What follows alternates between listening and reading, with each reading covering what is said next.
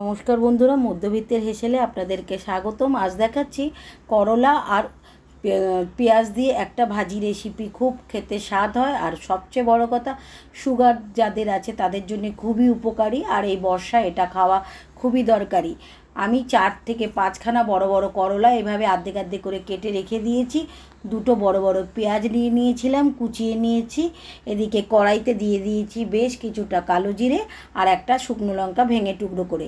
কালো জিরে আর শুকনো লঙ্কা যখন গরম হয়ে যাবে তাতে দিয়ে দেবো পরিমাণ মতন রিফাইন অয়েল। রিফাইন অয়েলটা যখন বেশ গরম হয়ে যাবে, এদিকে দেখো পেঁয়াজটা আমি এইভাবে মোটা মোটা করে কেটে কুচিয়ে আলাদাভাবে পাত্রে রেখে দিয়েছি। আলাদাভাবে এরকম মোটা মোটা করে কুচিয়ে রেখে দেবে। কড়াই যখন গরম হয়ে যাবে তাতে দিয়ে দেবো জল ঝরিয়ে রাখা করলাগুলোকে দিয়ে বেশ ভালো করে নেড়ে চেড়ে আমি ভালো করে নাড়বো। ভালো করে নেড়ে চেড়ে আমি পরিমাণ মতন নুন দিয়ে দেবো। করলাতে যতটা নুন লাগবে পরিমাণ মতন স্বাদ মতো নুন দিয়ে আমি 10 থেকে 15 মিনিট করলাটাকে এইভাবেই অল্প আঁচে ঢেকে রেখে দেবো।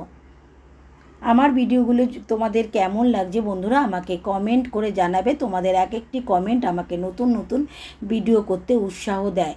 আমার আঁচটা বাড়ানো ছিল, আমি দেখিয়ে দিলাম যে কমিয়ে 10 মিনিট রেখে দেবে।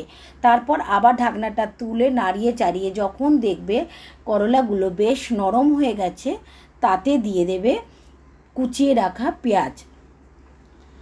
তারপরে দিয়ে দেবো হলুদটা দেওয়ার পরে আবার বেশ কিছুক্ষণ নেড়ে চেড়ে নেবো।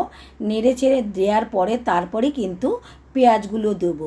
আমার ভিডিওগুলো তোমাদের যদি ভালো লাগে আমাকে সাবস্ক্রাইব করে পাশে থাকবে, আর এই ধরনের নতুন নতুন ভিডিও দেখতে, রান্নার রেসিপি দেখতে আমার বেল আইকনটাকে টিপে দেবে, তাহলে সবার আগে তোমাদের কাছে পৌঁছে যাবে আমার নতুন নতুন রেসিপি। ঢেকে রেখে দেবো আরও 10 মিনিট।